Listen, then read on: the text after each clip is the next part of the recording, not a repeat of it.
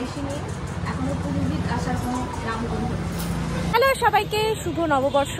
আজকে আমি চলে আসছি সাগরদিঘির পাড়ে, সেটারই একটুখানি। আর আমার সাথে আজকে কে আছে দেখে নাও, সবসময়ের সঙ্গী। আরও আসতেছে পাবলিক, রুকো যারা পিকচার আভি বাকি হ্যায়। শুভ নববর্ষ। কি ছোটবেলার কথা মনে আছে তো? প্রায় প্রতিটা দোকানেই এরকম সুন্দর করে ফুল দিয়ে সাজানো থাকতো। আর সন্ধেবেলা পুজো টুজো কমপ্লিট হবার পর হালখাতা করতে যাওয়ার দিনগুলো। নতুন নীলকুঠি বাজারে আমাদের দোকান শ্রী দুর্গা জুয়েলার্স। আর এখানেই পয়লা বৈশাখের দিন সকালবেলা স্নান সেরে আমি রেডি হয়ে চলে গেলাম পুজো করতে। চেষ্টা করেছিলাম যাতে সকাল সকাল পুজোটা কমপ্লিট করে ফেলতে পারি, কিন্তু ওই যে কথায় আছে না, ভগবান যদি উপোস রাখতে চায় তাহলে আমাদের আর করার কি আছে। পুরোহিত দাদার দেখা অনেকক্ষণ অবধি প্রায় ছিলই না। আমার সব কিছু জোগাড়বাতি শেষ, আমি সাজিয়ে গুছিয়ে বসে আছি, কিন্তু তখনও পুরোহিত মশাই একদমই আসে। বাংলা 1432 সনের শুরু ঠিক আজকের দিন থেকে। বলা হয়ে থাকে মহারাজ শশাঙ্ক এই বাংলা বা বঙ্গাব্দের সৃষ্টি করেছিলেন। আর হালখাতার যে নিয়মটা রয়েছে সেটা বহুকাল ধরেই কিন্তু চলে আসছে। পয়লা বৈশাখের দিন পুজো হওয়ার পর কোনো কোনো দোকানে 2 দিন, আবার কোনো কোনো দোকানে 3 দিন ধরে হালখাতার অনুষ্ঠান চলে। তো আমাদের দোকানেও 3 দিন ধরে কিন্তু এই অনুষ্ঠান আছে, মানে 15, 16, 17 এই 3 দিন দোকানে আমাদের হালখাতা চলবে। যারা বাকিতে জিনিসপত্র নেন তাদের জন্যই কিন্তু এই হালখাতা করার নিয়মটা যুগ যুগ ধরেই চলে আসছে। পুরোহিত মশাই চলে এসেছেন এবং আমাদের দোকানে পুজোর যে সমস্ত প্রক্রিয়া সেটা কিন্তু সঙ্গে সঙ্গে শুরু হয়ে গেল।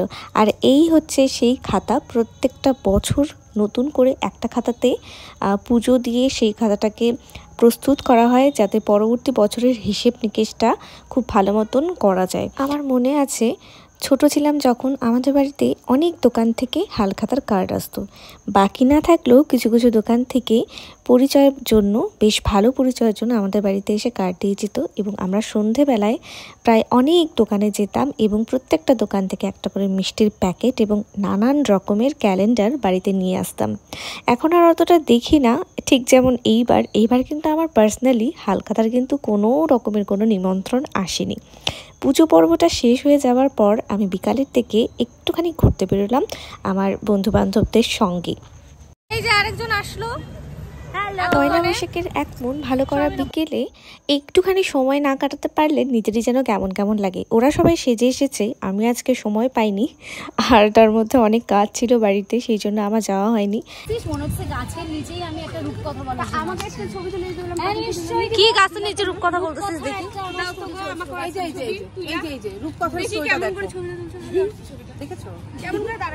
বুঝছি তো, কি রে অনন্যা দেখা যায় না তো?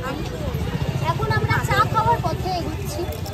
চা খাবো, সব মেকআপ মামুনির সামনে আমি হইলাম যাকে বলে তুই আসতে আসতে। তো আমাদের পরবর্তী গন্তব্য ছিল এই টি হাউসটি। এখানে গিয়ে আমরা প্রায়ই কিন্তু চা খাই। কাকুটার এখানে আমরা আসলাম, এখন কফি টফি খাবো আর কি। একমাত্র এখানেই আমাকে ভালো লাগতেছে। সব থেকে আশ্চর্যের কথা হচ্ছে সবার শেষে এসে পৌঁছলো সোহম আর ঋত্বিকা। মানে ওরা এতটাই লেট করে ফেলেছে, প্রায় সন্ধ্যা হয় আর ঠিক ওই টাইমে ওরা এসে পৌঁছায়। অনেক গল্প, অনেক মজা, অনেক আড্ডা। এখানে আমাদের প্রায় মোটামুটি 1 ঘন্টারও উপরে আড্ডা চলে এবং তারপরে আমরা একটু লোকেশন চেঞ্জ করে অন্য একটা দোকানে গিয়ে বসি সামান্য কিছু খাবো দাবো বলে। তার মধ্যেই তোমাদেরকে একটু সোহমের অবস্থাটা দেখিয়ে দিই।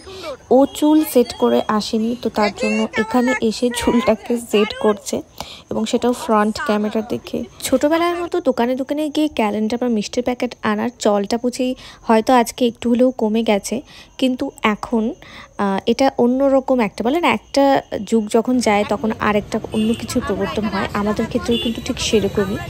না হোক হালখাতা করতে গেলাম, বাট এক জায়গায় বসে জমায়েত করে নানা রকম গল্প গুজব আড্ডা এসব কিন্তু পুরানো যুগ থেকে চলে আসছে এবং আমার মনে হয় ভবিষ্যতেও থাকবে। আর এই জিনিসগুলি সত্যি কথা যে পরবর্তী সপ্তাহ বা পরবর্তী কাল কীভাবে কাটাবো সেটার কিছু হলেও একটুখানি রসদ জুগিয়ে দেয়।